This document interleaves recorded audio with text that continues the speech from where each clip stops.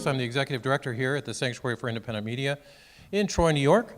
And we're going to get started in just a moment with Chris Hedges and his new talk, American Sadism. Before we do that, though, I wanted to let you know that Chris has been here a number of times. I think this might be his 6th time here in Troy, or at least at the Sanctuary for Independent Media over the last many years. We've been around here for about 16 years and operate a media center with a real community orientation that's developed over the years into a pretty widespread campus in north central Troy that includes indoor and outdoor performance venues, gardens. We just opened our environmental justice center just down the block this weekend, and we continue to do a wide variety of programming that focuses on the intersection of art, science, and justice, trying to figure out what we can do to change the narrative around us in the city, in the country, and around the world as best we can. So if you tuned in early, you heard some of the sustainers who sustain us here at the Sanctuary. It's a tough thing to keep this going. It's been a tough year, but with the support of individuals like many of you, we've been able to make it and hope to thrive coming out of this. It's been very clear to us, something that those of us who are older have known for a long time, that the only way to true independence is widespread support. Lots of people making small donations to help things keep moving here. Grants don't do it, corporate donations obviously don't do it. It's not about big money support, it's about widespread support to keep us honest and to keep us independent. And that's what Sanctuary Sustainers do. So if you get a minute, go to our website, mediasanctuary.org, and sign up to be a sustainer. Make a regular contribution of any amount and help us keep going. We're really thrilled to have Chris Hedges back here at the Sanctuary for Independent Media. His talks on YouTube have millions of views, not just ours, but many of the talks he does throughout the year. But his talks are amongst the most viewed that we have. And it really is a testimony to the power of his words and the hunger for people to hear an alternative narrative about what's happening in this country, what's happening to us. He's an activist, he's a journalist, a writer, teaches in the prisons, a real Renaissance man. And it's great to have him back here again on this hot June evening.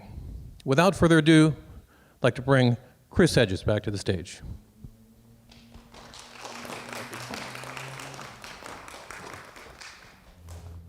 Thanks, Steve. I'm a huge supporter of Sanctuary. I think that it's the model for resistance. Resistance always comes from the ground up, and it always requires community, and it requires a multiplicity of fronts, whether that's food or media or education, all of which Sanctuary does. So I always am thrilled to come here, come to Troy. I admire very much what Sanctuary does. So this talk is called American Sadism. Sadism defines nearly every cultural, social, and political experience in the United States. It is expressed in the unchecked greed of an oligarchic elite that has seen its wealth increase during the pandemic by $1.1 trillion, while the country has suffered the sharpest rise in its poverty rate in more than 50 years. It is expressed in the wanton killings by police of unarmed citizens in cities such as Minneapolis. It is expressed in the enhanced interrogation techniques used by the CIA at secret black sites, Guantanamo Bay, and in our prisons at home. It is expressed in the separation of children from their parents, where they are held as if they were dogs in a kennel. It is expressed in the pornification of American society, where women are tortured, beaten, degraded, and sexually violated, often by numerous men in porn films, and then discarded after a few weeks or months with severe trauma. along with sexually transmitted diseases and vaginal and anal tears that must be repaired surgically.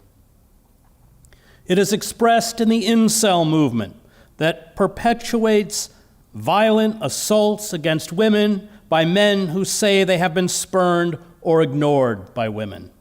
It is expressed in the predatory healthcare system where, as Steve Brill writes, a trip to the emergency room for chest pains that turn out to be indigestion can exceed the cost of a semester at college. Simple lab work done during a few days in a hospital can be more expensive than a new car. And a drug that requires $300 to make, and that the manufacturer sells to a hospital for between $3,000 and $3,500 can cost the patient to whom it is prescribed $13,702. It is legally permissible in the United States for corporations to hold sick children hostage while their parents bankrupt themselves to save their sons or daughters. This sadism is expressed in payday loans, for-profit prisons, the privatization of public education and public utilities, and the rise of for-profit mercenary armies. It is expressed in the cultural glorification of violence by mass media, the state, and the entertainment and gaming industries. It is expressed in the nihilistic mass shootings at schools, including elementary schools and workplaces. And it is expressed in the murderous and futile wars we prosecute or support in Afghanistan, Libya, Syria, Iraq, and Yemen. The historian Johann Huizinga, writing about the twilight of the Middle Ages, argued that as things fall apart, sadism is embraced to cope with the hostility of an indifferent universe. No longer bound by a common purpose, a ruptured society retreats into hedonism and the cult of the self.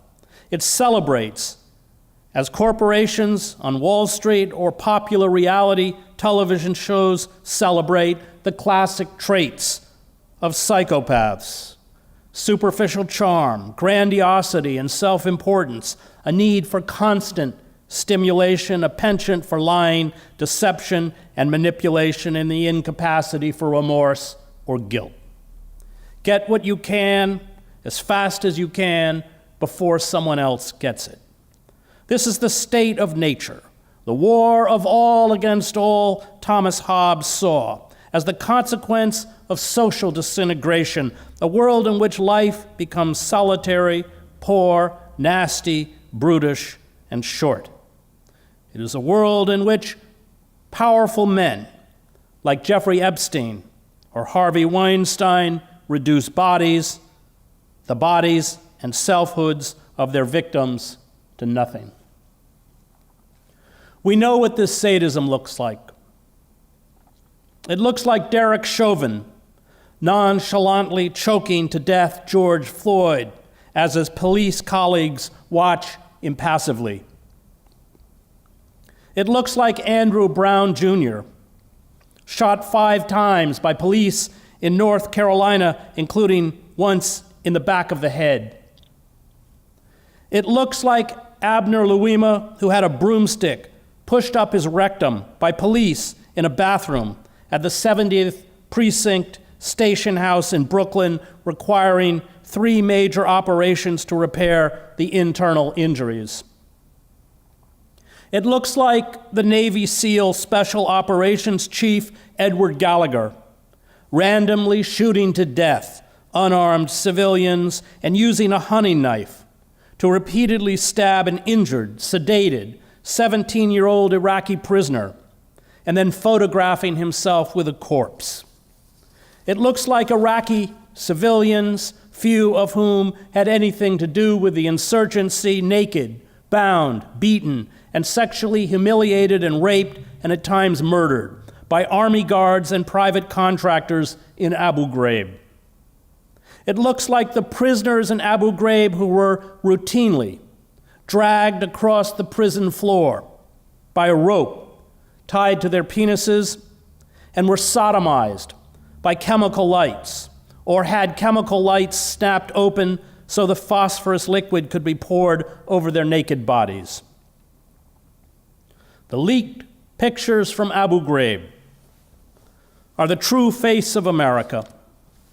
The hooded man, a dark, caped figure standing on a box, arms outstretched, wires attached to his fingers. Or the naked, leashed man lying at the feet of the female American soldier in camouflage pants who holds his leash, one end wrapped around his neck in her hand. Why is the malaise of a dying civilization expressed through sadism rather than a kind of righteous anger? And here we must turn to Friedrich Nietzsche. Nietzsche warned that those who are humiliated and disempowered are poisoned by ressentiment. Because they have been stripped of agency, they lack the power to harm those who they believe harm them. In short, there is no cathartic release. Ressentiment is bred from damaged self-esteem. It festers and corrodes the soul. The powerless, and here Nietzsche is writing about Christianity as a slave religion, must express their ressentiment obliquely and surreptitiously. Hence the coded racism, Islamophobia, and supposed yearning for a return to the traditional family and quote-unquote Christian values. Ressentiment is produced by feelings of inferiority, failure, and worthlessness. And this ressentiment, fueled by self-loathing, expresses itself through sadism, what Nietzsche calls wrecking the will of those who are weaker or more vulnerable. Nietzsche understood that this wrecking the will of others imparts a perverted, sadistic pleasure. He writes in On the Genealogy of Morals that to see others suffer does one good, to make others suffer even more. Without cruelty there is no festival, and in punishment there is so much that is festive. The ressentiment in American society, the political scientist Wendy Brown writes, is born not only from feelings of powerlessness and worthlessness, but feelings of dethronement and lost entitlement. It explains what she calls the permanent politics of revenge, of attacking those blamed for dethronement, white maleness, those blamed for the dethronement of white maleness, feminists, multiculturalists, globalists, who both unseat and disdain them. For this reason, the rage cannot, as it could be in Christian theology, sublimated into self-abnegation and a call to love thy neighbor. There is, in short, nothing to mitigate or redirect this ressentiment. Its pure expression is nihilism and sadism. Trump embodied this dark ethic. Revenge is his sole philosophy of life. Those gripped by ressentiment are no longer able to create. They can only destroy. They gleefully ignite their own funeral pyre. Laws, institution, and bureaucratic structures are deformed to serve the interests of a tiny cabal, a rapacious elite, which enriches itself at the expense of everyone else. All are made to bow before the dictates of what Max Weber called the inanimate machine. The inanimate machine forces the vast majority into the mass, but it allows a selected few, willing to do its dirty work, to rise above the multitude. These privileged few are given the license and authority to carry out the acts of sadism that have become the primary forms of social control. These enforcers do this work vigorously. for their greatest fear is being pushed back into the mass. The more these foot soldiers for the elite insult, persecute, torture, humiliate, and kill, the more they seem to magically widen the divide between themselves and their victims. And this is why black police and corrections officers can be as cruel and sometimes crueler than their white counterparts. The sadism eradicates, at least momentarily, the sadist's feelings of worthlessness, vulnerability, and susceptibility to pain and death. It imparts feelings of omnipotence. It is pleasurable. I was beaten by Saudi military police and later by Saddam Hussein's secret police when I was taken prisoner in Basra shortly after the First Gulf War. Those who beat me enjoyed their work. I could see it on their faces. Israel's abuse of the Palestinians, the assaults of Muslims on Muslims and girls in India, and the denigration of Muslims in countries we occupy are part of the scourge of sadism in service to an inanimate machine that has become global. Feminists have long understood that sadism runs like an electric current through male sexual desire. Pornography is about the fantasy of men who are omnipotent, who have the power to torture and physically abuse girls and women, who in porn beg to be degraded. Sexual fun and sexual passion in the privacy of the male imagination are inseparable from the brutality of male history, Andrea Dworkin writes. The private world of sexual dominance that men demand as their right and their freedom is the mirror image of the public world of sadism and atrocity that men consistently and self-righteously deplore. It is in the male experience of pleasure that one finds the meaning of male history. Women, of course, are not immune from acts of sadism.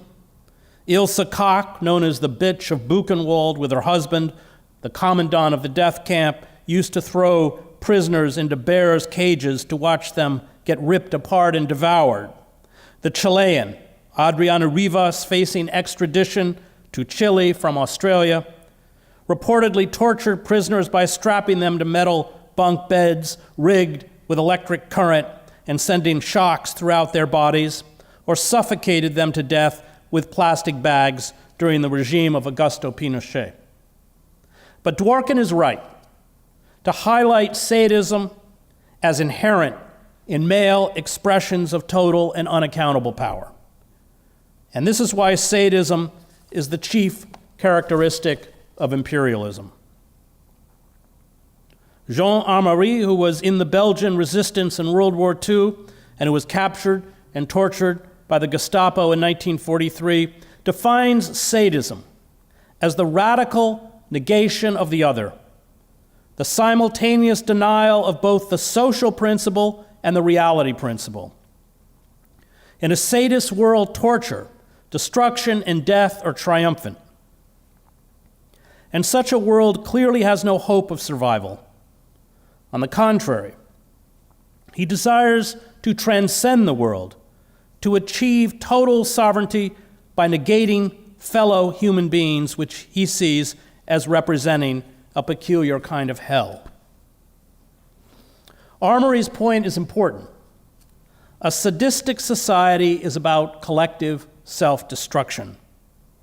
It is the apotheosis of a society deformed by overwhelming experiences of loss, alienation, and stasis. The only way left to affirm yourself in a failed society is to destroy. Johann Huizinga, in his book, Waning of the Middle Ages, noted that the dissolution of medieval society provoked what he called the violent tenor of life. Today, this violent tenor of life drives people to carry out wanton police murders, evict families, court-ordered bankruptcies, the denial of Medicare to the sick, suicide bombings, and mass shootings. Sadism imparts the rush and pleasure, often with heavy sexual overtones, which lures us towards what Sigmund Freud called the death instinct. The instinct to destroy all forms of life, including our own. When enveloped by a death-saturated world, death, ironically, is embraced as the cure. Joseph Conrad saw enough of the world as a sea captain to know the irredeemable corruption of humanity, the noble virtues that drove characters like Kurtz in Heart of Darkness into the jungle veiled, the abject self-interest, unchecked greed and murder that defines all imperial projects. Conrad was in the Congo in the late 19th century when the Belgian monarch King Leopold, in the name of Western civilization and anti-slavery, was plundering the country. The Belgian occupation, which turned the Congo into a rubber plantation, resulted in the death by disease, starvation, and murder of some 10 million Congolese. In Conrad's short story, An Outpost of Progress, he writes of two white European traders, Collier and Kayerts, who are sent to a remote trading station in the Congo. The mission is endowed with a great moral purpose to export European civilization to Africa. But the boredom and lack of constraints swiftly turn the two men into savages. They trade slaves for ivory. They get into a feud over dwindling food supplies, and Kayerts shoots and kills his unarmed companion. They were two perfectly insignificant and incapable individuals, Conrad wrote, whose existence is only rendered possible through the high organization of civilized crowds. Few men realize that their life, the very essence of their character, their capabilities and their audacities, are only the expression of their belief in the safety of their surroundings. The courage, the composure, the confidence, the emotions and principles, every great and every insignificant thought belongs not to the individual, but to the crowd. To the crowd that believes blindly in the irresistible force of its institutions and its morals, in the power of its police and of its opinion. But the contact with pure, unmitigated savagery, with primitive nature and primitive man, brings sudden and profound trouble to the heart. To this sentiment of being alone of one's kind, to the clear perception of the loneliness of one's thought, of one's sensations, to the negation of the habitual, which is safe, there is added the affirmation of the unusual, which is dangerous. A suggestion of things vague, uncontrollable, and repulsive, whose discomposing intrusion excites the imagination and tries the civilized nerves of the foolish and the wise alike. The managing director of the great civilizing company, for as Conrad notes, civilization follows trade, arrives by steamer at the end of the story. He is not met at the dock by his two agents. He climbs the steep bank to the trading station with the captain and engine driver behind him. The director finds Kayerts, who after the murder committed suicide by hanging himself by a leather strap from a cross that marked the grave of the previous station chief. His toes are a couple inches above the ground, his arms hang stiffly down, and inadvertently, he was putting out a swollen tongue at the managing director. Sadism is carried out in the name of a moral good, to protect Western civilization, quote-unquote Christian values, democracy, the master race, liberté, égalité, fraternité, the worker's paradise, the new man, or scientific rationalism. Sadism will mend the flaws in the human species. The jargon varies, but the dark sentiment is the same. Honor, justice, compassion, and freedom are ideas that have no converts, Conrad writes. They are only people without knowing, understanding, or feeling, who intoxicate themselves with words, shout them out, imagining they believe them without believing in anything else but profit, personal advantage, and their own satisfaction. For man is a cruel animal, he went on. His cruelty must be organized. Society is essentially criminal, or it wouldn't exist. It is selfishness that saves everything, absolutely everything. Everything that we abhor, everything that we love. Bertrand Russell said of Conrad, "I felt, though I do not know whether he would have accepted such an image, that he thought of civilized and morally tolerable life as a dangerous walk on a thin crust of barely cooled lava, which at any moment might break and let the unwary sink into fiery depths." Kurtz, the self-deluded, megalomaniac ivory trader in Heart of Darkness, ends by planting the shriveled heads of murdered Congolese on pikes outside his remote trading station. But Kurtz is also highly educated and refined. Conrad describes him as an orator, writer, poet, musician, and the respected chief agent of the Ivory Company's inner station. He is an emissary of pity and science and progress. Kurtz was a universal genius and a very remarkable person. He is a prodigy, at once gifted and multi-talented. He went to Africa fired by noble ideals and virtues. He ended his life as a self-deluded tyrant who thought he was a god. His mother was half English, his father was half French. Conrad writes of Kurtz, "All Europe contributed to the making of Kurtz." And by the by, I learned that most appropriately the International Society for the Suppression of Savage Customs had entrusted him with the making of a report for its future guidance. He began with the argument that we whites, from the point of development we had arrived at, must necessarily appear to them, the savages, in the nature of supernatural beings. We approach them with the might as of a deity, and so on and so on. By the simple exercise of our will, we can exert a power for good practically unbounded, etc., etc. From that point, he soared and took me with him. The peroration was magnificent, though difficult to remember, you know. It gave me the notion of an exotic immensity ruled by an august benevolence. It made me tingle with enthusiasm. This was the unbounded power of eloquence, of words, of burning, noble words. There were no practical hints to interrupt the magic current of phrases, unless a kind note at the foot of the last page, scrawled evidently much later in an unsteady hand, may be regarded as the exposition of a method. It was very simple, and at the end of the moving appeal to every altruistic sentiment, it blazed at you, luminous and terrifying, like a flash of lightning in a serene sky. Exterminate all the brutes. The violence and exploitation which has long defined imperial projects now defines existence at home. For empires, in the end, cannibalize themselves. The tyranny we long imposed on others, we now impose on ourselves. The dark pleasure derived from exploiting others is all that is left. As Nietzsche wrote in On the Genealogy of Morals, let's clarify the logic of this whole method of compensation.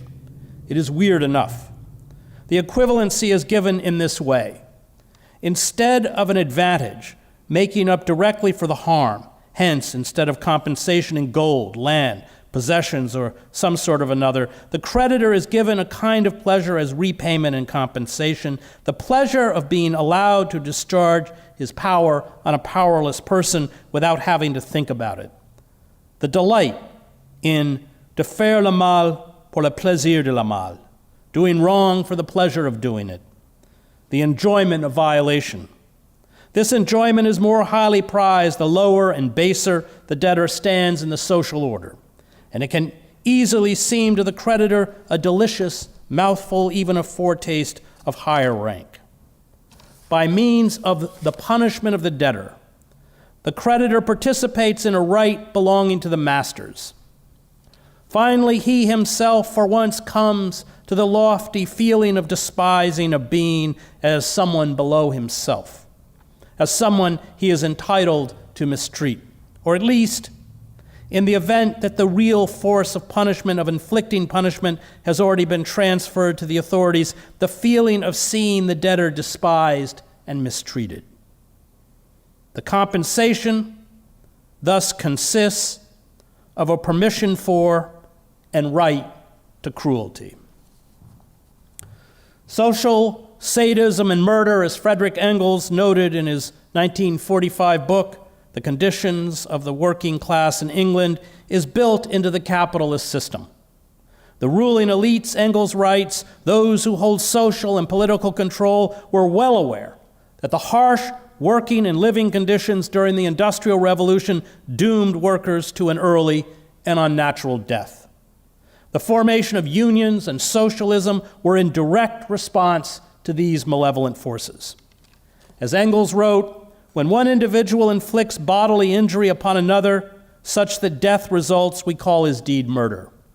But when society places hundreds of proletarians in such a position that they inevitably meet a too early death and an unnatural death, one which is quite as much a death by violence as that by the sword or bullet, when it deprives thousands of the necessities of life, places them under conditions in which they cannot live, forces them through the strong arm of the law to remain in such conditions until that death ensues, which is the inevitable consequence, knows that these thousands of victims must perish, and yet permits these conditions to remain. Its deed is murder just as surely as the deed of the single individual.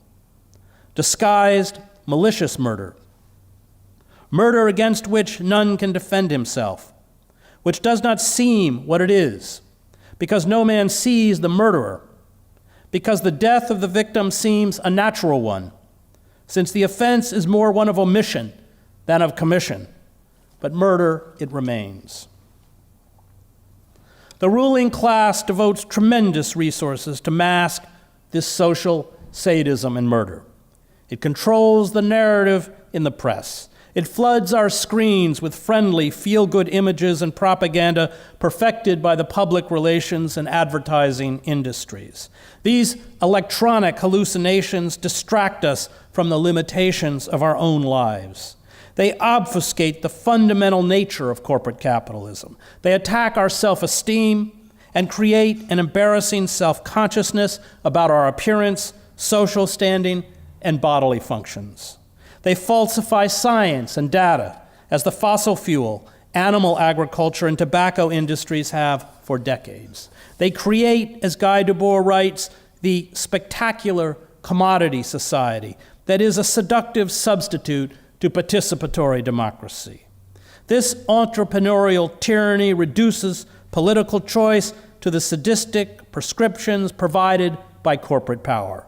It creates a society where there is an absence of nearly all positive social and political constructs. Even social change, reduced to identity politics and multiculturalism, has been effectively emasculated by corporate propaganda. A sense of agency, personal power, and social status comes almost exclusively from, as Nietzsche foresaw, serving the sadistic machinery. Enron energy traders, in a dialogue that could have come from any large corporation, were caught on tape in 2000 discussing stealing from California, sticking it to Grandma Millie.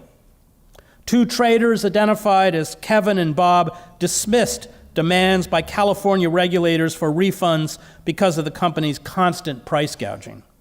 So the rumor's true, Kevin says. They're effing taking all the money back from you guys. All this money you guys stole from those poor grandmothers in California. Yeah, Bob says, Grandma Millie, man. But she's the one who couldn't figure out how to effing vote on the butterfly ballot. Kevin. Yeah, now she wants her effing money back for all the power you've charged for effing $250 a megawatt hour. Bob. You know, Grandma Millie, she's the one that Al Gore's fighting for, you know. Later in the conversation, Kevin and Bob denigrate Californians. Kevin, Oh, the best thing that could happen is an effing earthquake. Let that thing float out to the Pacific and put 'em effing candles. Bob, I know. Those guys, just cut 'em off. Kevin, they're so effed, and they're so like totally, Bob, yeah, they're so effed. The obscene avarice of the very rich now dwarfs the hedonism and excesses of the world's most heinous despots and wealthiest capitalists of the past. In 2015, shortly before he died, Forbes estimated David Rockefeller's net worth at $3 billion. The Shah of Iran looted an estimated $1 billion from the country. Ferdinand and Imelda Marcos amassed between $5 and $10 billion. And the former Zimbabwean president, Robert Mugabe, was worth about $1 billion. But Jeff Bezos and Elon Musk are each worth $180 billion. Yes, the decorum of the Biden presidency differs from that of the Trump presidency, but the underlying mercenary exploitation and sadism of American society remains untouched. Biden's American jobs plan will never create millions of good-paying jobs Americans can raise their families on, any more than NAFTA, which he supported, would, as was also promised, create millions of good-paying jobs. His mantra of Buy American is worthless. The vast majority of our consumer electronics, apparel, furniture, and industrial supplies are made in China by workers who earn an average of $1 or $2 an hour and lack unions and basic labor rights. His call to lower deductibles and prescription drug costs in the Affordable Care Act will never be permitted by the corporations that profit from the health care system. His promises of fair taxation, despite the world's richest men, Jeff Bezos, Elon Musk, Warren Buffett, Carl Icahn, Michael Bloomberg, and George Soros, paying a true tax rate of 3.4%, will not be altered. The corporate subsidies and tax incentives he proposes as a solution to the climate crisis will do nothing to halt oil and gas fracking, shut down coal-fired plants, or halt the construction of new pipelines for gas-fired power plants. His money for infrastructure projects is destined for large corporations and state governments. The health system will remain privatized, meaning the insurance and pharmaceutical corporations will reap a windfall of tens of billions of dollars with the American Rescue Plan, and this when they are already making record profits. The profits the big banks, Wall Street, and the predatory global speculators make from the massive levels of debt peonage imposed on an underpaid working class, including those who owe student loans, will continue to funnel money upwards into the hands of a tiny oligarchic cabal. There will be no campaign finance reform to end our system of legalized bribery.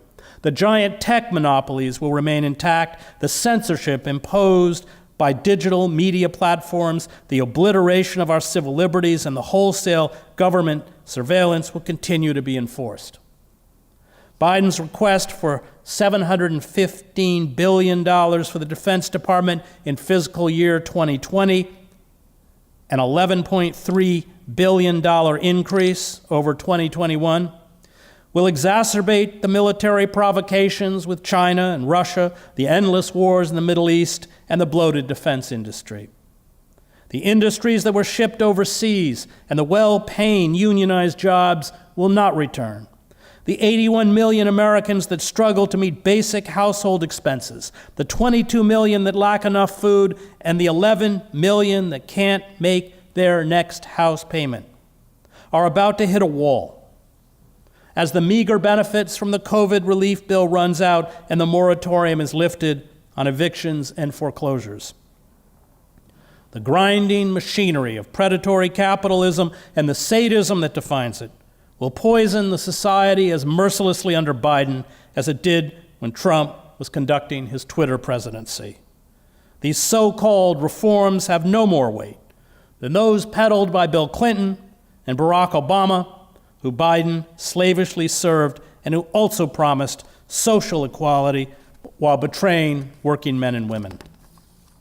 Biden is the epitome of the empty, amoral creature produced by our system of legalized bribery, those who built our culture of sadism.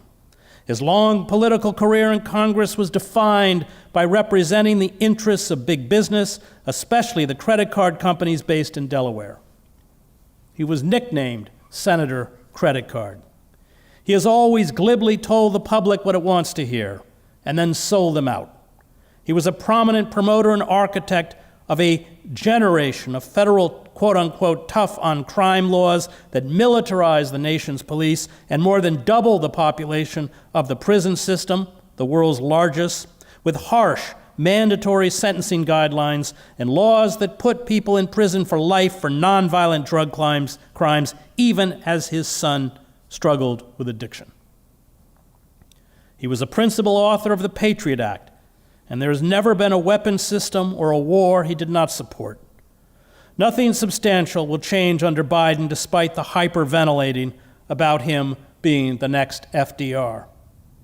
The Biden administration resembles the ineffectual German government formed by Franz von Papen in 1932 that sought to recreate the Ancien regime, a utopian conservatism that ensured Germany's drift into fascism. Biden is bereft, like von Papen, of new ideas and programs. He will keep the machinery of repression well-oiled, a machinery he was instrumental throughout his political career in constructing. Those that will resist will be attacked as agents of a foreign power and censored, as many already are being censored through algorithms and deplatforming on social media, and the most ardent dissidents, such as Julian Assange, will be criminalized. The established elites pretend that Trump was a freakish anomaly. They naively believe they can make Trump and his most vociferous supporters disappear by banishing them from social media. The Ancien regime will, they assert, return with the decorum of its imperial presidency, respect for procedural norms, elaborately choreographed elections, and fealty to neoliberal and imperial politics. But what the established ruling elites have yet to grasp, despite the narrow electoral victory Biden had over Trump and the storming of the Capitol on January 6th by an enraged mob, is that the credibility of the old order is dead. The Trump era, if not Trump himself, is, unless we break the stranglehold on corporate power, the future. The ruling elites, embodied by Biden and the Democratic Party, and the polite wing of the Republican Party, represented by Jeb Bush and Mitt Romney, is headed for the dustbin of history. The growing ressentiment of the dispossessed is stoked and fed by a mass media that has divided the public into competing demographics.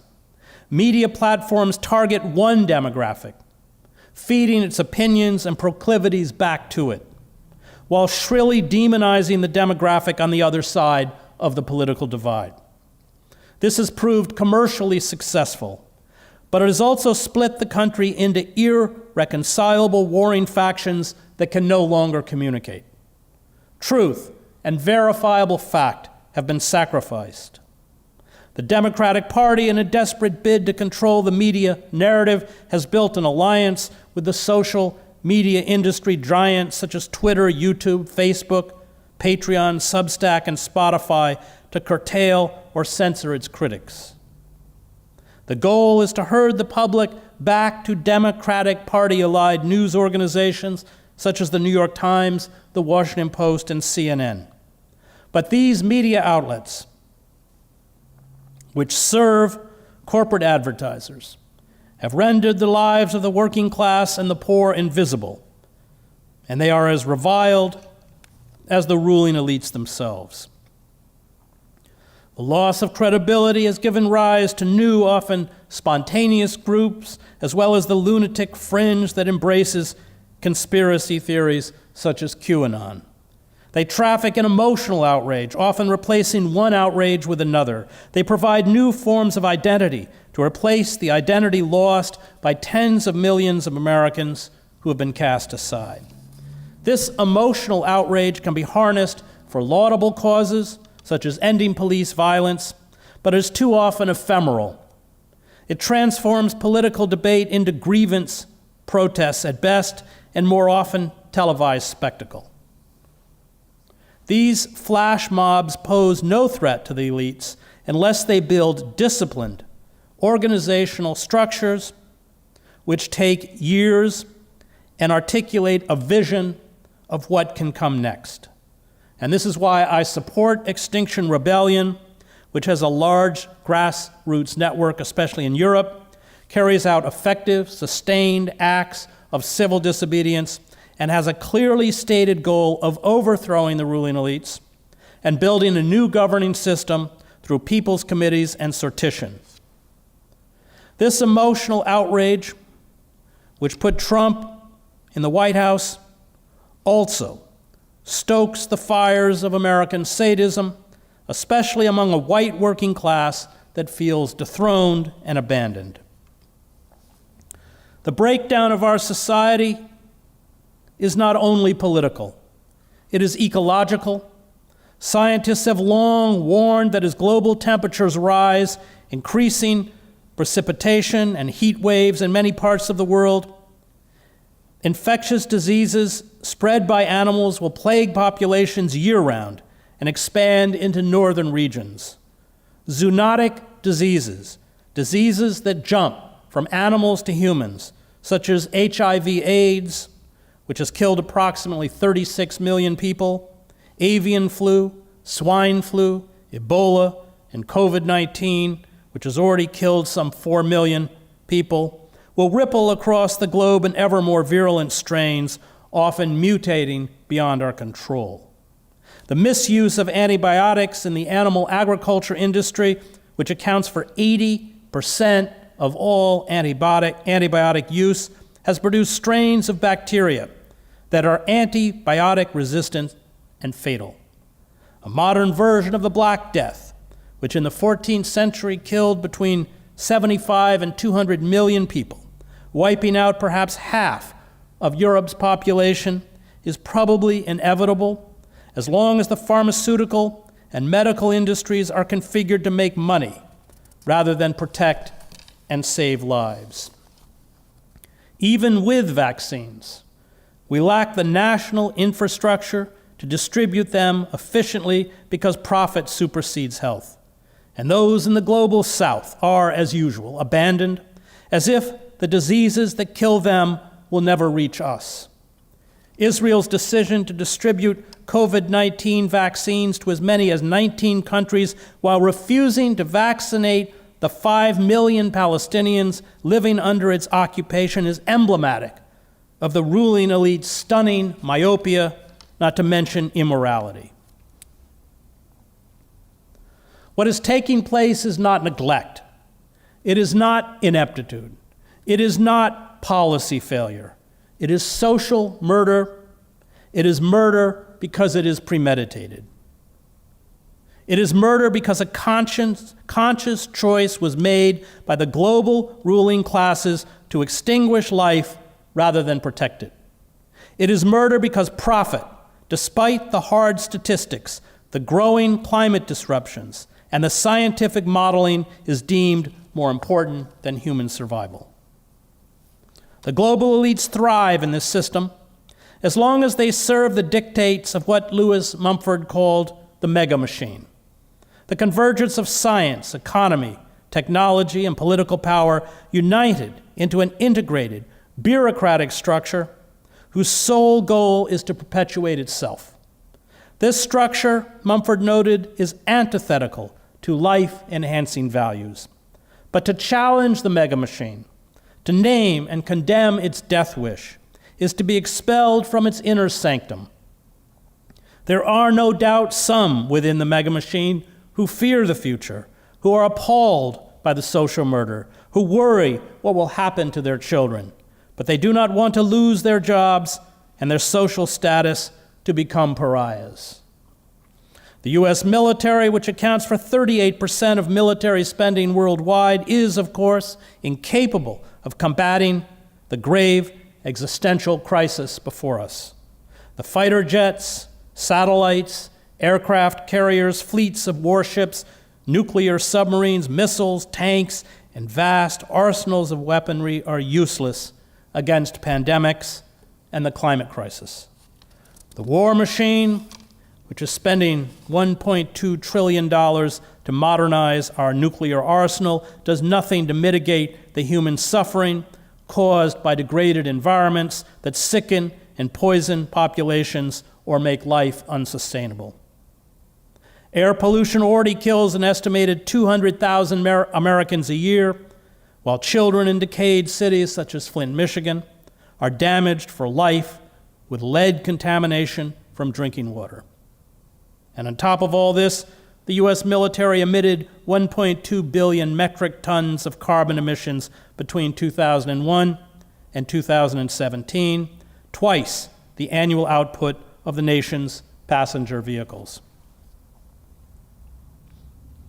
Future generations, if there are any, will look back at the current global ruling class as the most criminal in human history, willfully dooming billions of people to mass death.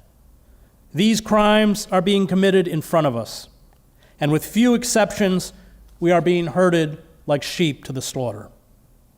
The radical evil that makes this social murder possible is perpetrated by the colorless bureaucrats and technocrats churned out of business schools, law schools, management programs, and elite universities. Demonic non-entities. These systems managers carry out the incremental tasks that make the vast, complicated systems of exploitation and death work. They collect, store, and manipulate our personal data for digital monopolies and the security and surveillance state. They grease the wheels for ExxonMobil, BP, and Goldman Sachs. They write the laws passed by the bought and paid for political class. They pilot the aerial drones that terrorize the poor in Afghanistan, Iraq, Syria, and Pakistan. They profit from the endless wars. They are the corporate advertisers, public relations specialists, and television pundits that flood the airwaves with lies. They run the banks, they oversee the prisons, they issue the forms, they process the papers, they denied food stamps and medical coverage to some and unemployment benefits to others. They carry out the evictions, they enforce the laws and the regulations, they do not ask questions. They live in an intellectual vacuum, a world of stifling minutia. They are T.S. Eliot's hollow men, stuffed men, shape without form, shade without color, paralyzed force, gesture without motion. These systems managers made possible the genocides of the past.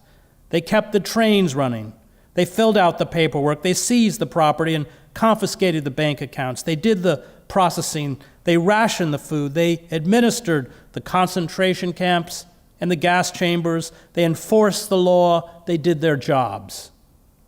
These systems managers, uneducated in all but their tiny technical specialty, lack the language and moral autonomy to question the reigning assumptions or structures. The Russian novelist Vasily Grossman, in his book Forever Flowing, observed that the new state did not require holy apostles, fanatic, inspired builders, faithful, devout disciples. The new state did not even require servants, just clerks. This metaphysical ignorance, the product of an educational system that is primarily vocational, greases the cogs for the culture of sadism and social murder. We will not extract ourselves from predatory capitalism and its culture of sadism with meager government handouts. We will not extract ourselves because Biden's slick speechwriters, and public relations specialists who use polls and focus groups to feed back to us what we want to hear can make us feel the administration is on our side. There is no goodwill in the Biden White House, the Congress, the courts, the media, which has become an echo chamber of the privileged classes or corporate boardrooms. They are the enemy.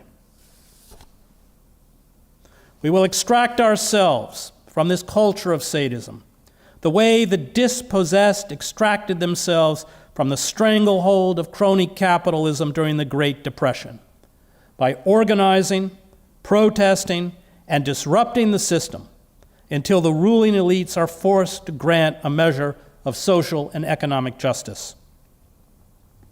The bonus army World War I veterans who had been denied pension payments set up huge encampments in Washington, which were violently dispersed by the army. Neighborhood groups, many of them members of the Wobblies or the Communist Party, in the 1930s physically prevented sheriff departments from evicting families. In 1936 and 1937, the United Auto Workers carried out a sit-down strike inside factories that crippled General Motors, forcing the company to recognize the union, raise wages, and meet union demands for job protection and safe working conditions. Farmers, forced into bankruptcy and foreclosures by the big banks in Wall Street, founded the Farmers Holiday Association to protest the seizure of family farms. One of the reasons bank robbers such as John Dillinger, Bonnie and Clyde, and the Barker Gang were folk heroes. The farmers blocked roads and destroyed mountains of farm products, reducing supply and raising prices. The farmers, like unionized auto workers, endured widespread government surveillance and violent attacks from the FBI, company goons, hired gun thugs, militias, and sheriff's departments. But the militancy worked. The farmers forced the state to accept a de facto moratorium on farm foreclosures. Mass demonstrations outside state capitals at the same time pressured state legislatures to block the collection of overdue mortgage payments. Tenant farmers and sharecroppers in the South unionized. The Department of Labor called their collective action, quote, a miniature civil war, end quote. The unemployed and the hungry throughout the country squatted in vacant homes and on vacant land, forming shanty towns that were known as Hoovervilles. The destitute took over public buildings and public utilities. This constant pressure, not the goodwill of FDR, created the New Deal. He and his fellow oligarchs understood that if there was not reform, there would be revolution, something Roosevelt acknowledged in his private correspondence. It is not until people are reintegrated into society, not until corporate and oligarchic control over our educational, political, and media systems are removed, not until we recover the ethic of the common good, that we have any hope of rebuilding the positive social bonds that foster a healthy society. History has amply illustrated how this process works. It is a game of fear. And until we make the ruling elites afraid, until a terrified Joe Biden and the oligarchs he served look out on a sea of pitchforks, we will not blunt the culture of sadism and social murder they have engineered. Rebellion, however, must be its own justification. It is a moral imperative, not a practical one. It not only erodes, however imperceptibly, the structures of oppression, but it sustains the embers of empathy and compassion as well as justice within us that defy the sadism that colors every layer of our existence. In short, it keeps us human. Rebellion must be embraced finally, not only for what it will achieve, but for what it will allow us to become. And in that becoming, we find hope. Thank you.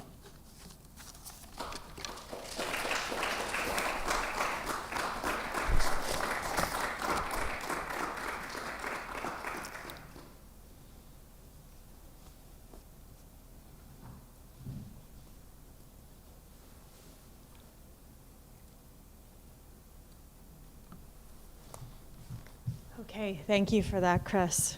We are taking questions from the audience right now. So if anyone wants to write in, we are taking questions both live and from the Zoom stream. So also for people right here. I'm so used to prepping everyone for Zoom, but if any of you have questions, I can come up with the microphone. I guess a first question I have for you that I was just thinking about as I was listening is that to a certain extent, all of the information that you include, all of the history that you include in the speech, and the contextualization of that, it's almost like you are a storyteller for the people who are open-minded enough to listen to you. In some ways, like if you're the type of person who reads and listens to Chris Hedges, then there's this openness, and in some ways you're framing history for us and contextualizing the current social and political moment. So I'm just wondering if you've ever seen yourself in that role, given that you include detailed historical accounts in all of your speeches. I don't know if you've ever considered yourself a storyteller, but also maybe talking about the weirdness of that for you in terms of also knowing that beyond that circle of people who would be open to the vision of Chris Hedges, there's this whole other world that you are unpacking. Well, history is a story, and it's our story. But of course, as many great philosophers of history have understood, the dominant, Howard Zinn has written about this among others, the dominant forces seek to form a story that justifies, buttresses, and even glorifies their grip on power. And so all tyrannies, Hannah Arendt writes about this, seek to impose a kind of historical amnesia on a subjugated population because they don't want that population to remember, to know where it came from. And you see that always campaigns of genocide, whether it's carried out against African Americans, what was the first thing that happened when Africans were brought to the shores? Their names were taken from them, their language was taken from them. You see it with native communities, indigenous communities. There's always a cultural genocide that accompanies tyranny.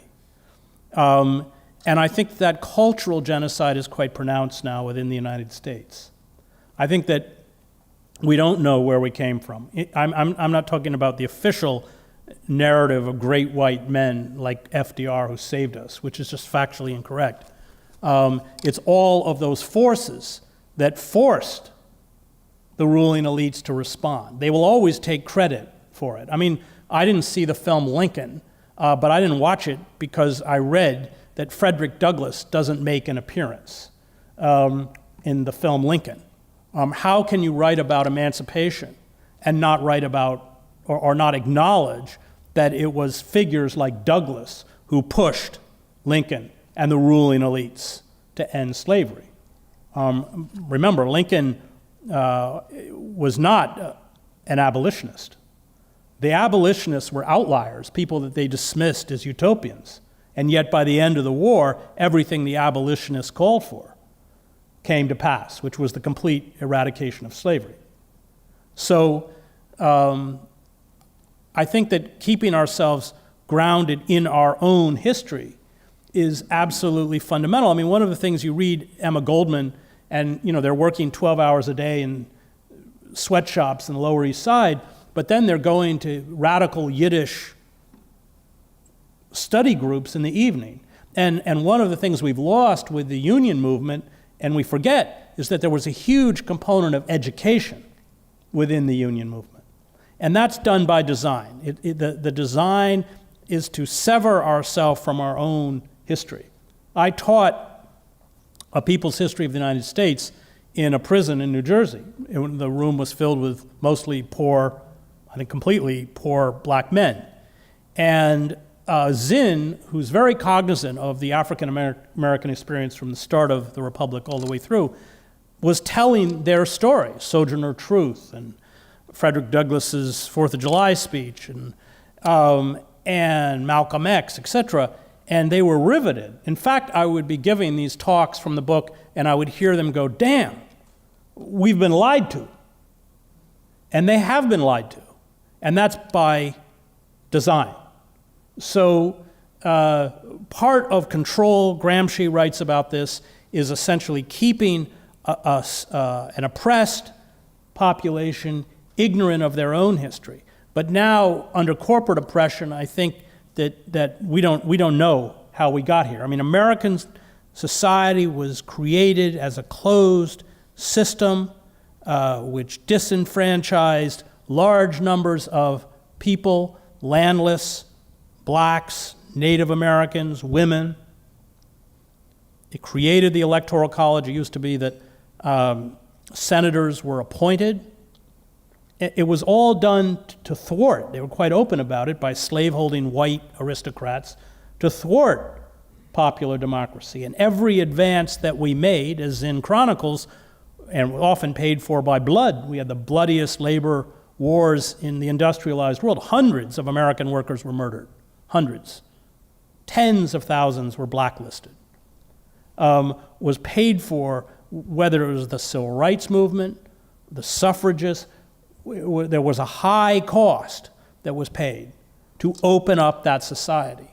And after the Vietnam War and the rise of not just the anti-war movement, but the feminist movement, indigenous movements, the civil rights movement, the ruling elites, as Samuel Huntington wrote, wanted to respond to what he called the excess of democracy, and they've quite effectively now carried out a corporate coup d'etat.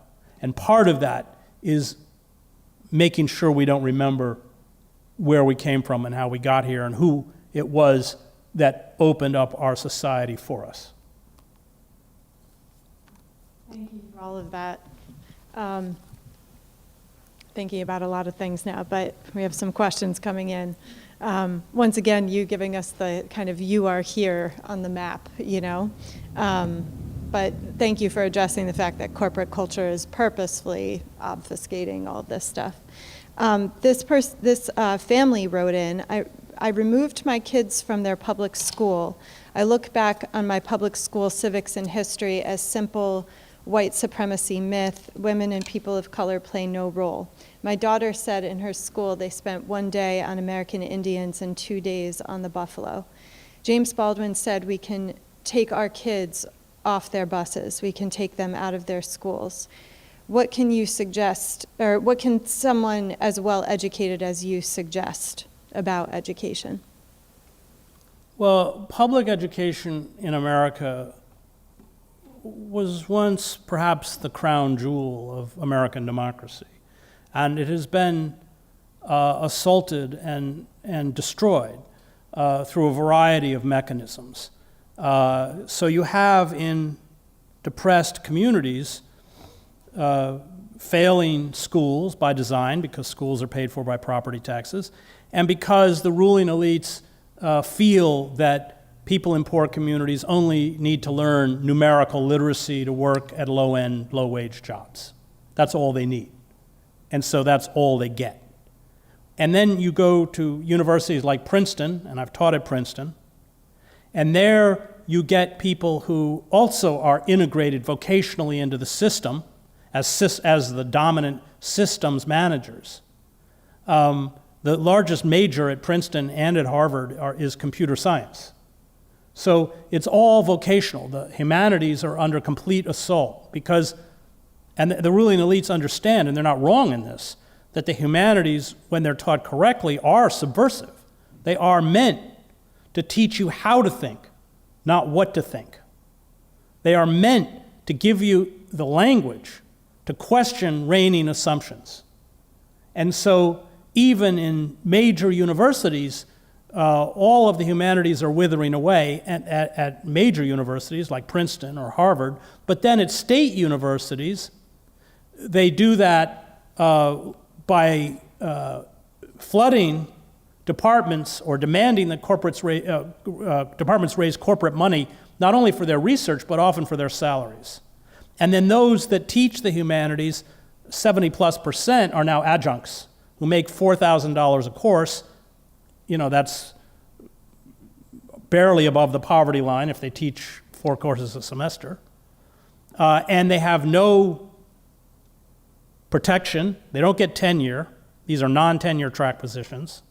They don't have a union. And so they have to be very careful about what they say, or they're pushed out.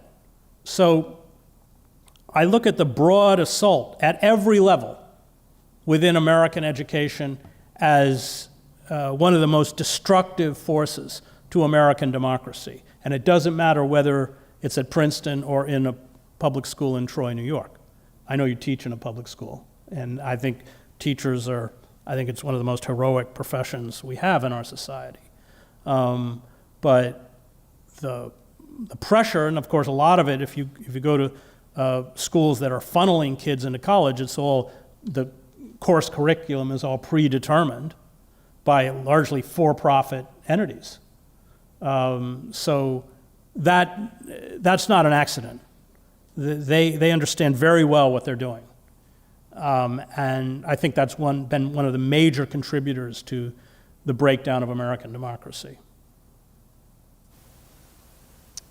This person has 2 questions. Their name is Jaw Red. The first one is, what do you make of America's growing tensions with China? Well, the problem with a military is that devours such significant amount of resources. They need to justify themselves. And they do that by creating conflicts, whether one needs to be created or not. So for instance, Reagan had promised Gorbachev that NATO would not expand beyond Germany's borders. NATO has now expanded all through Eastern Europe up to Russia's borders. Why?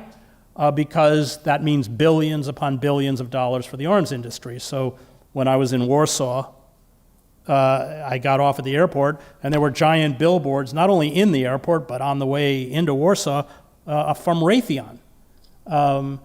Because those East European armies have to become compatible with NATO weapon systems. So you don't want your military determining global relations, diplomacy, or how you cooperate or function with competing power centers, because they know how to do only one thing, and that's fight wars. That's their business. And there are a lot of people that make a lot of money off it. The only thing we really make anymore are weapons.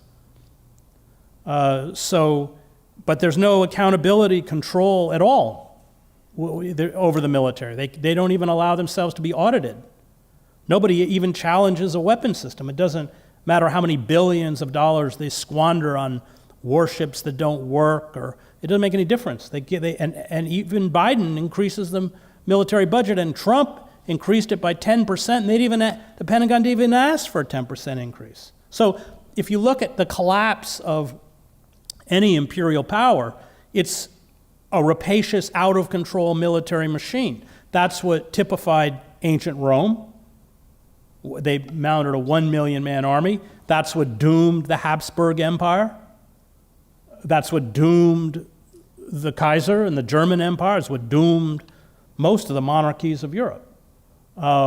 Because that military apparatus seized complete control and was no longer able to be contained. And that's where we are. So that's why. It's a business. It's a good business. It doesn't make any sense. It's extremely dangerous. Just, the expansion of NATO alone is extremely dangerous. We have, I think it's, 170 bases of some kind. I can't remember the full number. But what we should also note is that there is a huge move on the part of major powers like China, Russia, and others to sever themselves from the dollar as the reserve currency. And we also know, because it happened to the pound sterling in the 50s to Britain, that when the dollar is no longer the world's reserves currency, the American economy goes into free fall. The dollar is worth about a third of its value, imports become prohibitive, and the extension of empire can no longer be maintained. Now, Alfred McCoy, the historian, has written quite a bit about this. He actually puts a date when he thinks that's going to happen. I think that's pretty dangerous. But we're certainly moving in that direction. And all you have to do is look at what happened in the 50s when the world's reserve currency shifted from the pound sterling to the dollar and the devastation it caused in the British economy. And that, I think McCoy is right, will be the final kind of nail in the coffin of the American empire. Okay. Well, this is also by the same person who asked that question, Jared Tolbert, and they ask, also, I've heard you say Trump was too incompetent to stage a successful coup, yet his conspirators came within hundreds of seconds of taking a member of Congress hostage, presumably in an attempt to use them as a bargaining chip to overturn election results.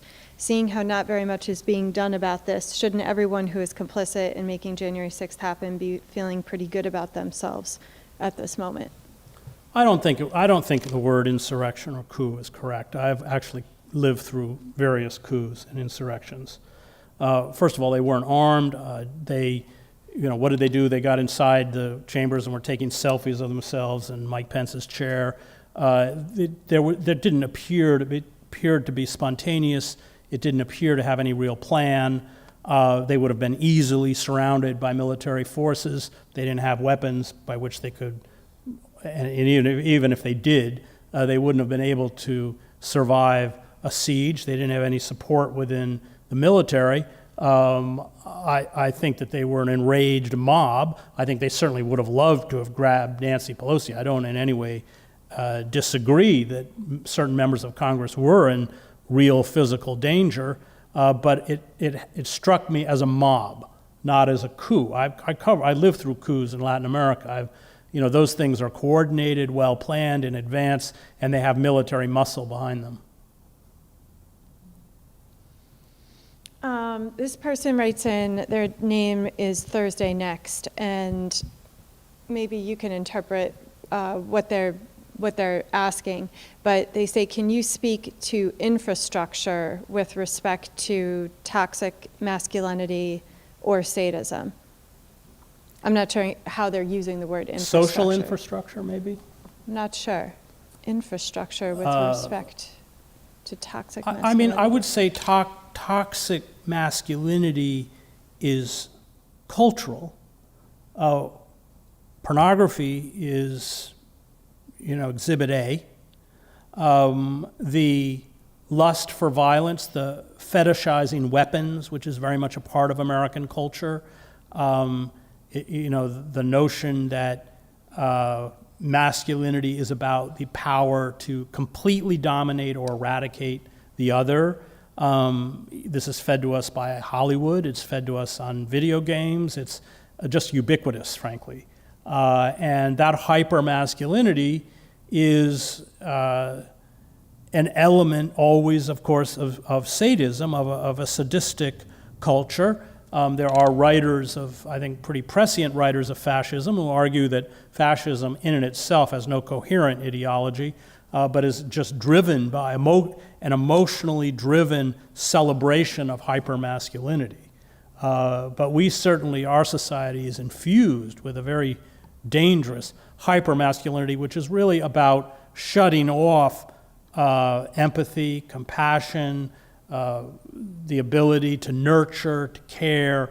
All of these qualities are defined, as quote-unquote feminine, and therefore denigrated, and certainly denigrated within mass media.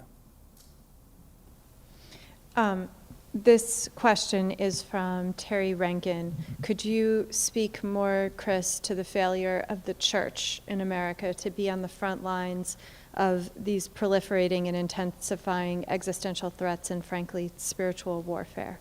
Yeah, we're talking about the liberal church, which I come out of. My father was a Presbyterian minister. My mother was a seminary graduate and a college professor, and I graduated from Harvard Divinity School, and I don't broadcast it, but I'm actually an ordained Presbyterian minister. The church completely checked out. It did it two ways. One, it followed the zeitgeist of the culture so that spirituality became, it was this kind of how is it with me spirituality, which is just narcissism. It severed itself from I think the bedrock calls for justice and for the oppressed, with maybe the singular exception of James Cone, the greatest theologian in America since Reinhold Niebuhr.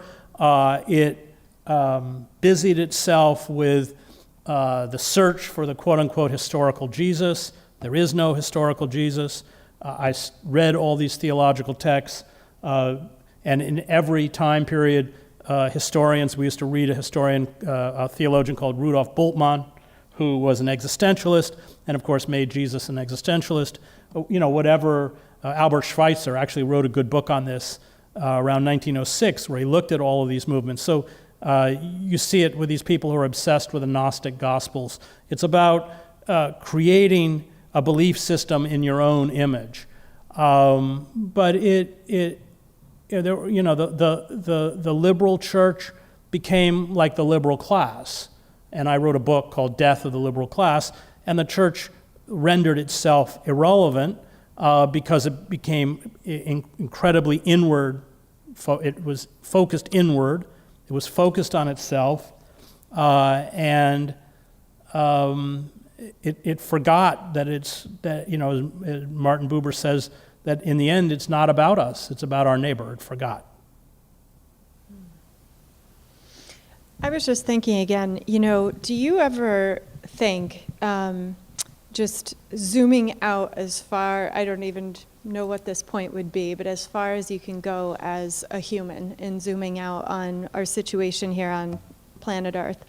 I was just thinking about death of the liberal class and the corruption of all of these liberal institutions, the church, school, press, culture itself, politics, that's the one, the Democratic Party. And, just then you have the climate crisis, then you have the lunacy of the far right and the Republican Party in general now. So I guess in going to that meta zoomed out perspective, are you ever surprised at where we're at? Like, I'm sure you have the feeling sometimes when you're writing of channeling a little bit or listening to a higher force or power even within yourself of what you're writing about. But do you just ever have the feeling after you compose one of these speeches of, okay, this is where we're at? I'm not surprised. I'm just depressed. I don't want to be right. I'd like to be proved wrong. But I think in the end, my training is as a newspaper reporter. And I found that there were two types of reporters. There were those reporters that knew what tomorrow's story was, and those that didn't. So I was working for the New York Times overseas. I had to compete with very fine reporters from the Los Angeles Times, the Washington Post, AP. And I never worried about those reporters, which were the majority, who couldn't figure out what tomorrow's story was. I was always terrified of those reporters I was up against who did know what tomorrow's story was. And the reason was because I didn't live, eat, and breathe news. While everybody would go to the bar and drink to keep talking about the stories they'd spent all day covering, I was in my room reading Proust. And that put me at a disadvantage. So I think that it is that ability for whether it's intuitive, it may be partly intuitive. I think a lot of it has to do with understanding human nature and how human nature works, understanding systems of power and how they work. But I think that good reporters know. And I certainly had that quality. And so, no, I'm not surprised. But I'm not happy about being proven right. Well, thank you. Andrea B. writes in, it seems there's two energies in the world. Evil is never going to go away. It's a constant energy. Is evil fear? Or is it much more than that? Is it greed, power hunger, and how can fear be kept in check? No, evil is not fear. Fear in, let's go to war. In societies at war, first of all, fear is utterly pervasive. It's one of the reasons why you can't replicate the reality of war in a film, in images, because you've extracted from those who are watching it the predominant feeling, which is fear, along with the sounds and the smells and everything else. And the chaos. The other thing about combat is that it's utter confusion. You only know what's happening around you, a tiny perimeter around you. And what takes place after a firefight is that you actually construct a story to explain what happened. But at the moment you don't even know. When I was a prisoner in Basra, I was with a light armor battalion. We were ambushed, 16 hours of combat. And I remember, even in small arms engagements, you have a very hard time figuring out where the firing is coming from. I mean, a lot of your time is just that simple task of trying to figure out where the line of fire is coming from. So fear is pervasive. Evil is not fear. And fear keeps most people passive. Susan Sontag used to say 10% of people are good, 10% of people are evil, and the rest can go either way. But fear, especially in societies that lose credibility, fear becomes the primary mechanism of control. I mean, a lot of people don't know that historically, certainly in the rise to power, Mussolini was far more violent and brutal than the Nazis. But it's that random act. Solzhenitsyn writes about this, Hannah Arendt writes about this. It's that person that, suddenly Zach disappears and you don't know why. It's about the creation of terror or fear as a mechanism of control. I mean, radical evil, I think Kant and others who've written about radical evil are right. Or Freud, I mean, it is the death instinct. It is about the negation of the other, the dehumanization of the other, the turning the other into an object. And once people are turned into objects, then you've essentially given yourself a moral license to both manipulate and destroy because they're less than human. And that's evil. It is the denial of the humanity of the other, the inability to see yourself in the other. And that becomes a process by which that leads to the extermination of the other. Why is racism evil?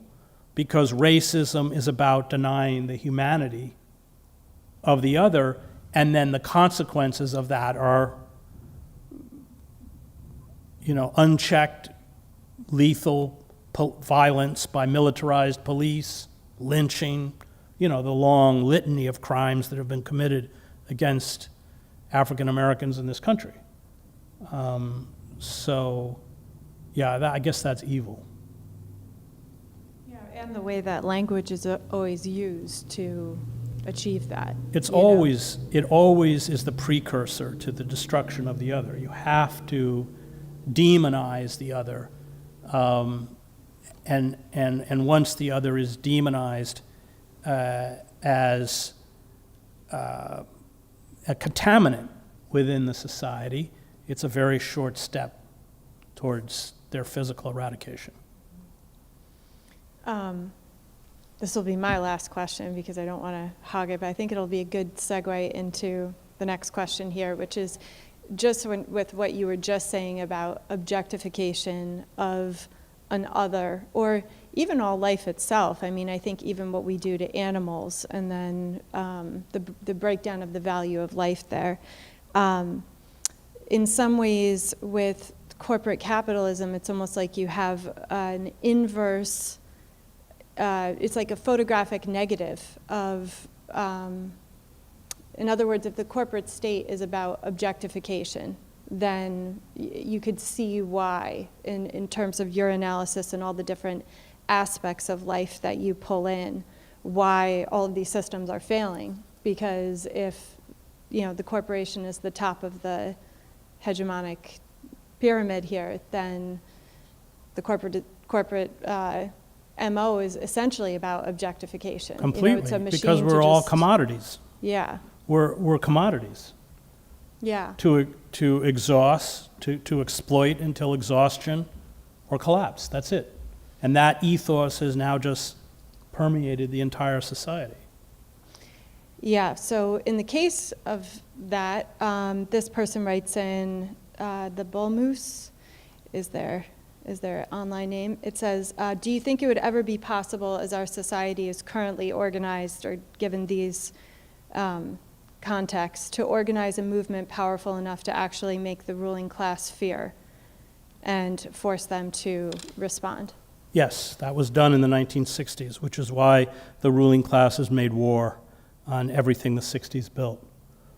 Starting with Ralph Nader, who I'm close to. I was Ralph Nader's speechwriter when he was running for president. Yes, they saw those movements and they were terrified. Look at the Occupy movement, which Zach was very involved in, and Zuccotti. The Occupy movement terrified the elites, which is why there was a coordinated effort led by Barack Obama to physically eradicate all the Occupy movements. That's why the state expended tremendous resources in terms of infiltrating it and monitoring it.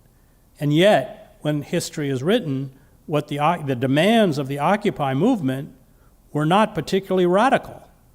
They were just, not only were they reasonable, but they actually articulated what most of the country wants. I think that was a terrible mistake on the part of the ruling elites. So yes, we can, and you don't actually need a huge, you need a percentage of people willing to go out into the street, but we're talking 1% to 3%. I remember talking to Jesse Jackson about marches at Birmingham, and I made a comment about the courage of the hundreds of civil rights activists who were willing to, and he started laughing. He said, hundreds? He said, there's a couple dozen. Whether it was the freedom rides, whether it was the people standing up to Bull Connor's dogs, they weren't large in number, but they didn't back down. And they became, through their physical courage, our moral conscience. So yes, I pray for it every night, because that's our only hope. If we're already facing climate catastrophe, even if we stop all carbon emissions today. And we have no time left to fool around. But this is the only mechanism that has any chance of saving us, is one that we've seen before. And that is building mass movements that frighten the elites and that may not incorporate the participation of the vast majority, but act as their conscience. And I would say that even with Occupy's Act, that was true at the beginning. People were sending pizzas, and Occupy acted in many ways as the conscience, and not just for the kids who were there, but for all sorts of people who didn't have jobs, who were foreclosed from their homes, who were crippled by student debt, trapped in low-wage jobs. Yeah. Well, this next question would get at the traps of liberalism and what's going on now with in relation to any resistance movements. This is from Josh Carlin, and he asks, can you speak about Biden's new anti-terrorism measure that classifies socialists and those that oppose capitalism as domestic terrorists? And you mentioned in the speech being for Extinction Rebellion, and they mentioned something in that also about environmental groups that they deem too extreme. Yeah, I mean, we have to remember Biden was selected by the ruling elites that didn't want Sanders, although Sanders is hardly a radical. He never took on the military machine. But you had major donors in the Democratic Party, Lloyd Blankfein, the former CEO of Goldman Sachs, and others, made it very clear that if somehow Sanders was the nominee, they would vote for Trump. Now, the ruling elites didn't like Trump. He was an embarrassment. He's inept. He has the attention span of a 3-year-old. He's a megalomaniac, all the reasons we don't like Trump. But they can live with Trump.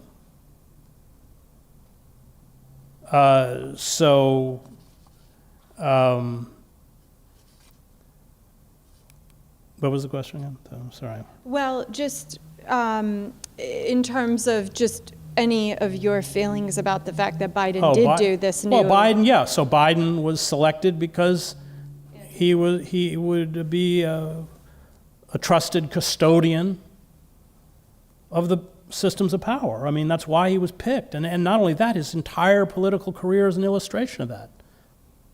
So, of course, they're going to blow a lot of smoke at you. That's what they're good at. Obama did it for 8 years. Obama's assault on civil liberties were worse than those carried out by George W. Bush. And I sued him in federal court over one of his actions, the Section 1021 of the National Defense Authorization Act. But he reinterpreted the Authorization to Use Military Force Act as giving the executive branch the right to order the assassination of U.S. citizens, Anwar al-Awlaki. He used the Espionage Act 9 times. It had only been used 3 times, from 1917 when it was written until 2009 when Obama took office against whistleblowers. Obama used it 9 times to shut down whistleblowers. So, and Biden was part of this, an integral part of this process. I mean, go back and read Biden's stuff on the war on crime in the 90s. It's blood-curdling. I mean, it's really appalling. He brags about increasing federal death penalty crimes to 51. I think they'd been 2 or 3 before. He brags about it. It was all this super predator rhetoric. I teach in a prison, and half of my students would not be in that prison but for Clinton and Biden. And I can't, I just walk out of there. The numbers of lives that Biden is responsible for destroying in this country alone, and the families that he devastated. He should never be forgiven for that. But, whether it's Israel, these people are very skilled at manipulating the message. But you've got to look at what they do and shut down the message. And the person who tipped me off on Obama was Dennis Kucinich, who gave me Obama's voting record, 2-year voting record in the Senate. He said, you got to read it. There is just not a corporate giveaway that this guy didn't support. He even supported the death penalty. And then Dennis said, when he went to baseball games in Cleveland, I'm imitating Dennis, the ushers would go up and down the aisles saying, get your scorecard, get your scorecard. That's like the numbers for all the players. That's all you look at. Everything else is a mirage. And that's what you got to do with Biden. But, most people don't look. Most people are passive consumers of information, and almost all information is corporate garbage. This person writes in, Shannon, have you been following what Governor DeSantis is doing in Florida, putting forward legislation that would require universities to survey students and professors to determine their political ideology, which would allow him to cut funding for schools who are too, quote, liberal-leaning? Do you think competent fascists like him are likely to win in 2024 since Biden is failing? I think that without the kinds of radical reforms that can reintegrate significant segments of the American population back into the system, to reknit the social bonds that have been broken, Biden's legacy will be the rise of a competent fascism. That would probably not be embodied in Trump. I don't know. Mike Pompeo, who knows? We may not know the name yet. Tom Cotton. We were saved by Trump's incompetence and ineptitude. But Trump was responding to a phenomena. He didn't create it. Trump was the symptom, not the disease. And if we don't address the disease, then what's left of our very anemic democracy will be extinguished. And I fear that Biden's legacy will be like von Papen, to try and reach back to recreate a neoliberal ancien regime embodied in figures like Clinton, Bush, Obama, that across the political spectrum people aren't buying. Your thoughts on solutions journalism and how it may factor into all of this? That was from Bernice Green. Well, let's just drop the word solutions. Journalism is a dying phenomenon. You see it in the consolidation of corporate control of newsrooms, the massive layoffs.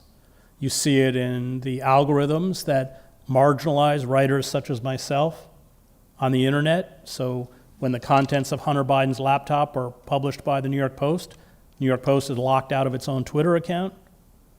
The walls are closing in on those of us who confront corporate and imperial power. I was once about as mainstream as you could get. And this kind of critique is totally unpalatable now, even on the margins of the internet. And that's not conjecture, because I was at Truthdig with Bob Scheer, and the publisher tried to fire Scheer. We went on strike. She fired all of us. But right before then, the IT people did a graph on terms of impressions. So that means that impressions are like if you went to Google and you typed in imperialism, and I had typed in an article about imperialism recently, it would come up with everything else. So the algorithms mean that I don't come up. And so there was a decline in terms of referrals by impressions over a 12-month period that dropped from over 700,000 to below 200,000, and are probably even below that now. So, and that's why I have a show on RT, because I can't, this kind of critique is not palatable on MSNBC or anywhere else. It's the same reason I used, when I covered Czechoslovakia, if I wanted to listen to Václav Havel, I had to listen to Voice of America. And Havel was a socialist, he didn't support American imperialism, but it was the only platform that he had. So I worry about, the corrosion of journalism. I think that the large mainstream media organizations have just become cheerleaders for one side or the other. We know that from a Pew poll. 94% of the people who watch MSNBC identify as registered Democrats, 91% who subscribe to the New York Times, 87% who listen to NPR, and on Fox, it's the opposite. But this is what I saw in the former Yugoslavia. The media system breaks down, and you no longer have a common vocabulary based on verifiable fact by which people can communicate, and that led to fratricide. And that's what's happening. Now, it's very profitable. This is a profit model. It's a commercial model, but it's very dangerous, both for journalism and for our democracy. I know you have children. I hope you don't mind me bringing that up. And, I teach young people and have many young people in my life who I love. Do you find it difficult to talk to young people? I remember being little, and you just think about children's storybooks and the way that you want to raise a child to feel like there's all this hope and love and possibility in life. And, you know, if you really think about, again, all of these different facets that you're drawing together, you know, the last talk you gave here was the politics of despair, and now this one is American sadism. And, you know, one thing that I really appreciate, again, about your writing is that you are on this sensitive nerve of the sociological implications of all of this. You know, what it means to not only have all of these political things happening, or essentially this corruption happening, but also the way it impacts interpersonal dynamics, you know, how people relate to each other. So, you know, do you have your own feelings for how you communicate with young people, given what the situation on the ground is? And B, also, do you think about, I was thinking about Kierkegaard before, desire, and you know, you have the words despair and now sadism, and how these conditions, they cut into our desire, not just bodily desire, but I'm speaking in the full sense of the word. So yeah, just wondering, because that relates to how a child is raised too. You know, you raise a child to feel like they can have full capacity of desire. So yeah, first just thinking about kids, and then also your thoughts on desire. Well, I became a vegan for environmental reasons. That it was, and you should all watch Cowspiracy, goofy title, but it's a good movie, because I realized the extent to which the animal agriculture industry was contributing to global warming and the breakdown of the environment, and it was something I could wake up the next morning and do. And so my kids are vegan, and they know why they're vegan.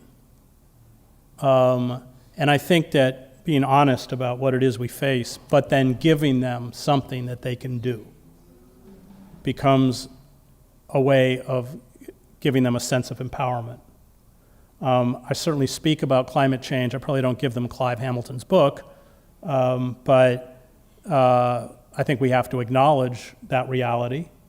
And I think they fully understand that we have to do everything in our power to thwart these forces. I mean, the Amazon rainforest is largely cut down for soy to feed animals. And it doesn't mean we'll change the world. It doesn't mean most people will become vegan, but we have to accept individual responsibility and take individual action. And this will be the last question. This is from Gregory Michael Hernandez. Says, do you think George Packer's new book is a helpful assessment? Don't get me started on George Packer. I mean, one of the cheerleaders for the war in Iraq, and attacking me personally because I was the Middle East bureau chief for the New York Times. I spent 7 years in the Middle East. I speak Arabic, and I sacrificed my career at the Times for denouncing the war, and Packer went after me by name because I didn't care about the people of Iraq. I didn't want the people of Iraq liberated. So I don't read Packer. He's part of that liberal elite I excoriate in Death of the Liberal Class. Well, thank you, Chris. Thank you for speaking tonight. Oh, any questions from the audience? Oh, sure. Yeah.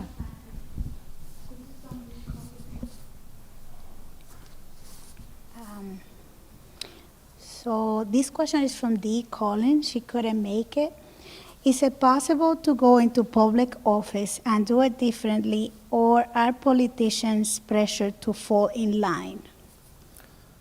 Well, they're either pressured to fall in line, and AOC has fallen into line, or they're gotten rid of, the way Dennis Kucinich was gotten rid of when the Democratic machine in Ohio did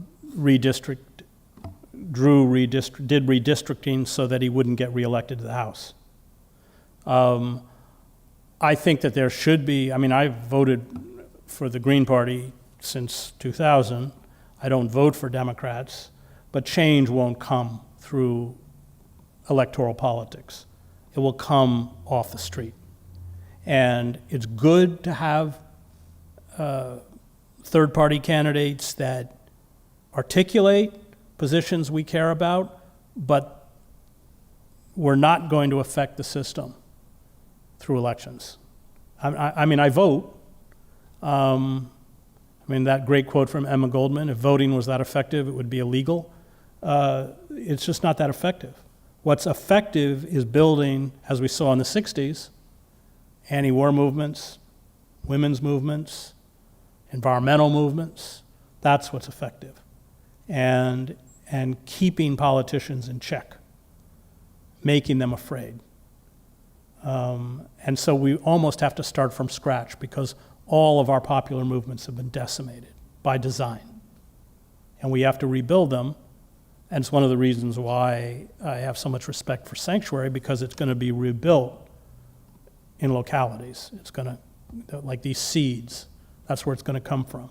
It's not going to come floating down from on high. There is any politicians that have been successful in radical reform that you can provide?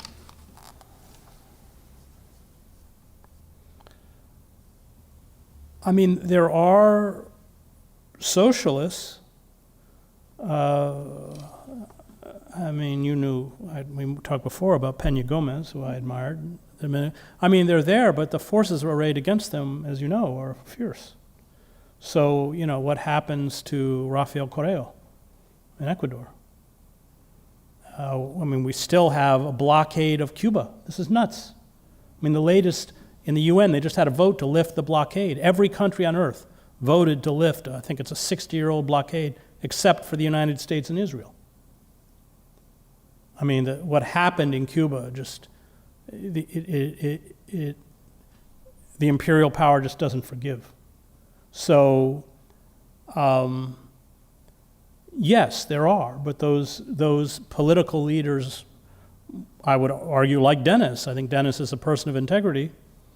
He was driven out of his office as mayor of Cleveland when the business community organized against him, threw the city into default, and then in Congress when the Democratic machine redistricted, so he couldn't, in a way that they knew he wouldn't be reelected. What happened to McGovern? McGovern gets the nomination in 72, and you have the hierarchy of the Republican and the Democratic parties uniting to destroy McGovern. Henry Wallace, 1948, the same. We're not going anywhere without movements. And it's not that there aren't political figures out there who are honest. It's just that without those movements, they're powerless. Thank you. Oh, did you have a question, Mr. Terry?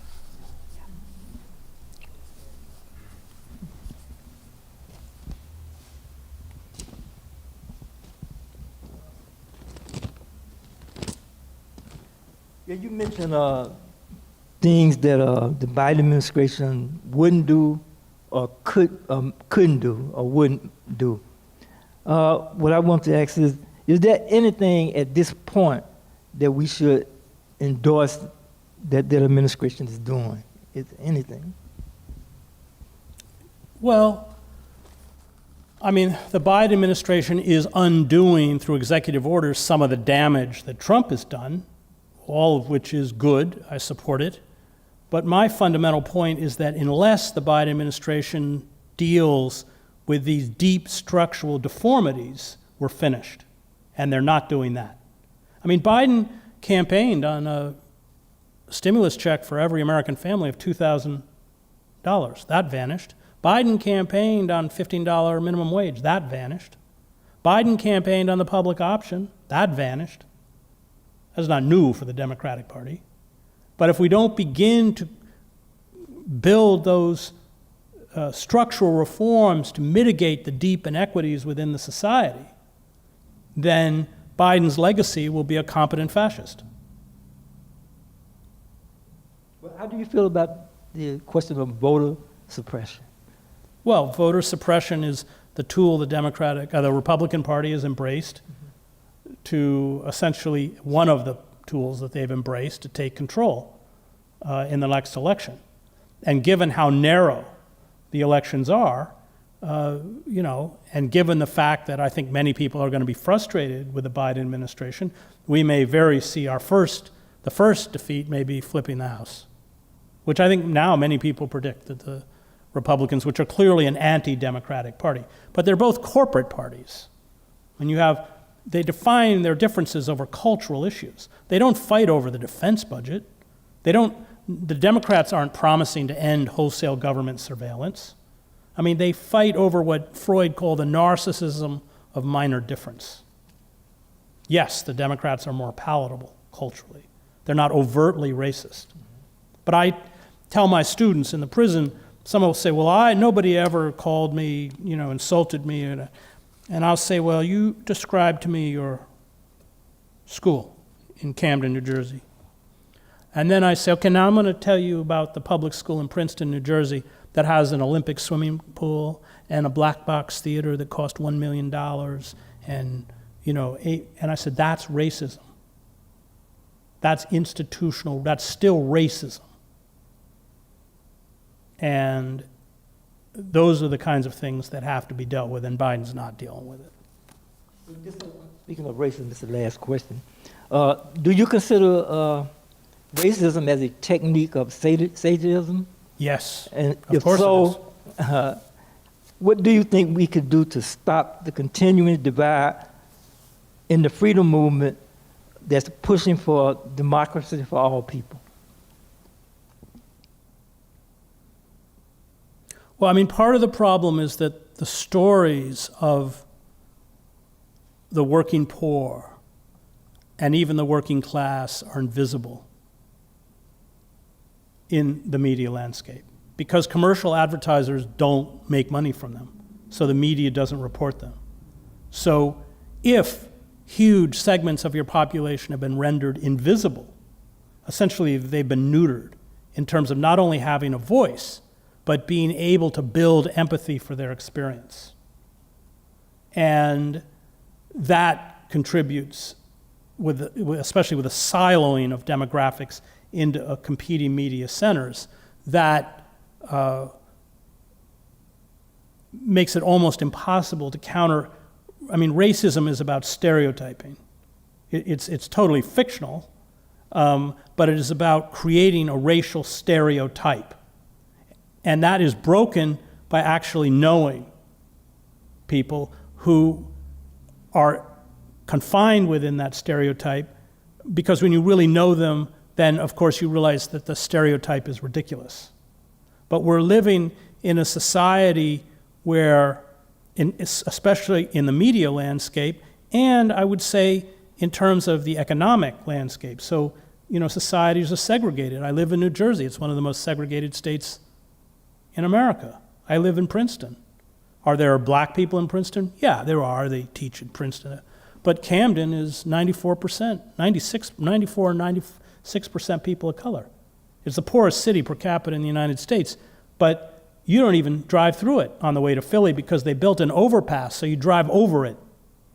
So people don't ever see it. And that's a fundamental contributor to racism. Great. Thank you very much. Thank you. Thanks, Chris.